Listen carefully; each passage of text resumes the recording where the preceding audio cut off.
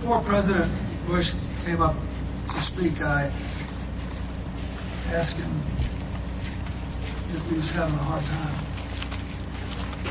And he said, I was doing fine until I looked at you, all of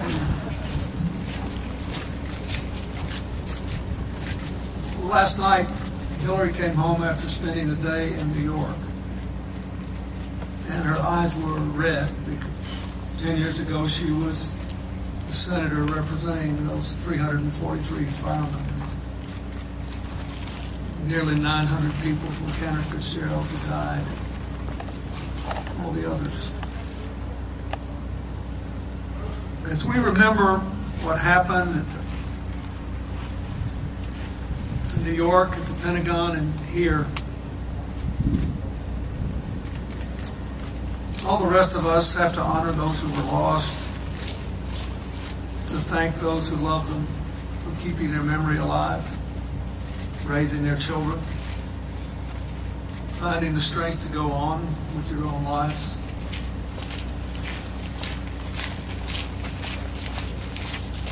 I think we should also thank President Bush and those who served with him, Vice President Biden, President Obama, those who served with him, for keeping us from being attacked again. I thank you for that.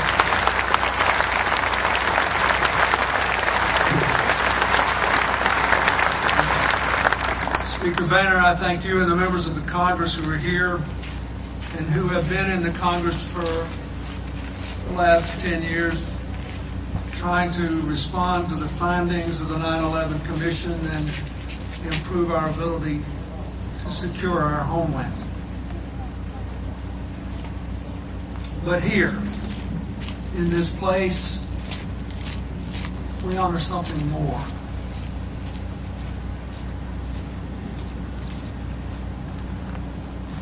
I was very moved, as you were, when President Bush calmly recounted the facts of what happened with your loved ones over this field a decade ago. There has always been a special place in the common memory for people who deliberately, knowingly, certainly laid down their lives for other people to live. President Bush is from Texas. I sometimes think, since I grew up in Arkansas, that's a more important difference between us than our partisan differences. But every child I grew up with was raised on the memory of the Alamo, the defining story of Texas. Why? Because those people knew they were going to die. But the time they bought and the casualties they inflicted in the cause of freedom allowed the whole idea of Texas to survive, and those who live there now to enjoy the life that they do. The first such great story I have been able to find that reminds me of all your loved ones, however, occurred almost 2,500 years ago, when the Greek king of Sparta, facing a massive Persian army, took 300 of his finest soldiers to a narrow pass called Thermopylae. There were thousands upon thousands upon thousands of people. They all knew they were going to die. He told them that when they went. And the enemy said, we are going to fill the air with so many arrows that it will be dark. And the Spartans said, fine, we will fight in the shade. And they all died. But the casualties they took and the time they bought saved the people they loved. This is something different. For at the Alamo and at Thermopylae, they were soldiers. They knew what they had to do. Your loved one just happened to be on a plane, as Mr. Penske said. with almost no time to decide, they gave the entire country an incalculable gift. They saved the Capitol from attack. They saved God knows how many lives. They saved the terrorists from claiming the symbolic victory of smashing the center of American government.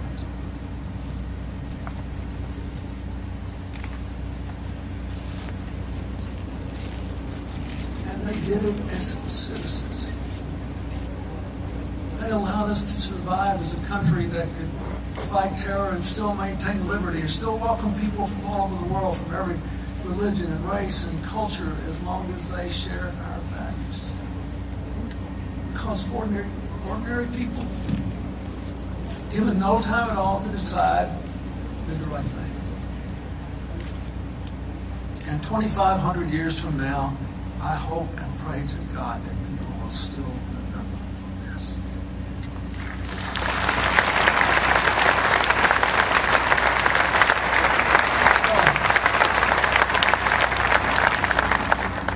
Since I am no longer in office, I can do unpopular things.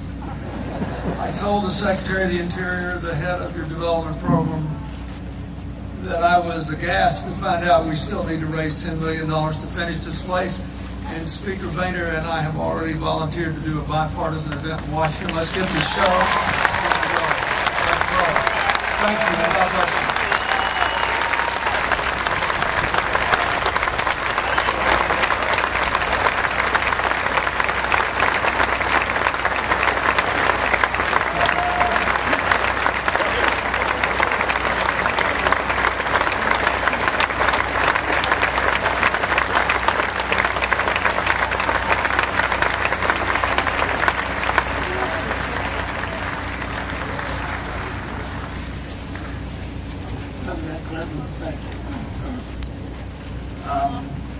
You know, it feels a bit like the rabbit who wandered into the territory of eagles to speak after these folks here.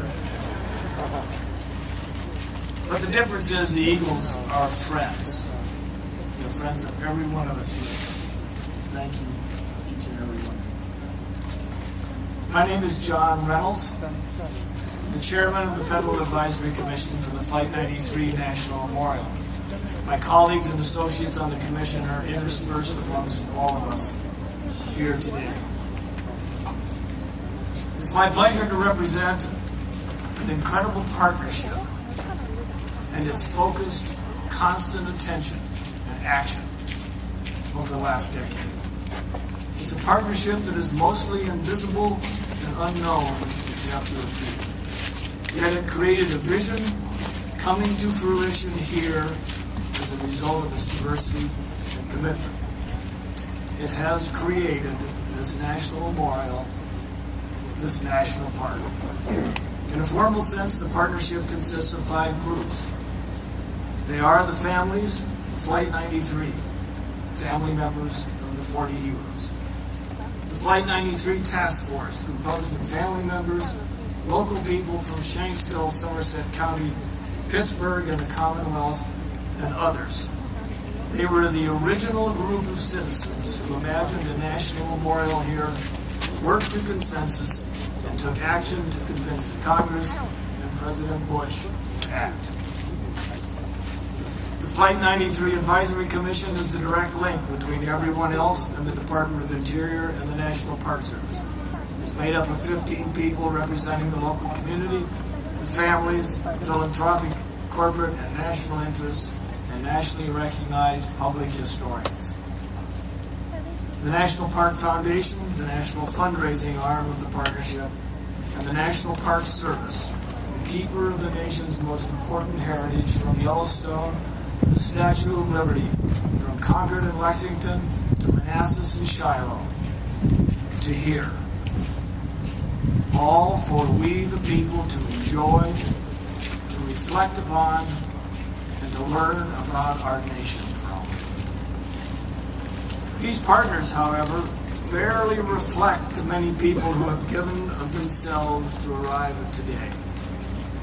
They include the Flight 93 ambassadors, local people who took it upon themselves to help visitors starting within days of 9/11.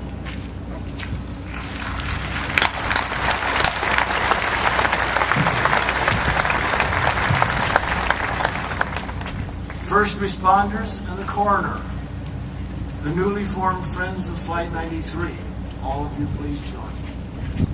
Volunteers, contractors, consultants, public office holders, government employees, construction workers, and governors, generals, cabinet members, senators, congressmen, presidents, and first ladies, plus over 75,000 individuals who have donated their money to create this memorial, and the over 1,000 people and firms who shared their vision in the international design competition. This outpouring has been and continues to be a truly American undertaking. No one asks, except to be friendly, who are you? Where are you from? Why are you here? How come you care? All that is asked is sincerity. The result stands before us today. The people have done this. Paul and Melena Murdoch, architects, and Warren Bird, landscape architect, formally and beautifully designed what we see here today, and is what is left to come. Their real genius, though, is that they joined the chorus of our partnership with people. Listened to it, and to the land, and to the sky, and played back their souls to create this representation of thanks, honor, and spirit of the 40 heroes of Flight 93 who acted together, fought back, prayed, gave their lives for us all and our nation. The heroes lie there by that big solid stone. They stand tall, mute, and solid, speaking to us forever in these 40 panels. Each named, each equal, yet as evidenced in the unique veining in each marble slice, individuals who knowingly chose, voted, and then took action to avert an even greater American tragedy. They are the courage of free peoples everywhere. They are our past. They are our future. This place is the people's gift to America, a national park and a national memorial for as long as this nation shall live. It is my great and humble honor to present this memorial on behalf of the people of this wonderful partnership to all of the people of the United States of America. Will all of you please follow Mr. Jarvis? Thank you very much.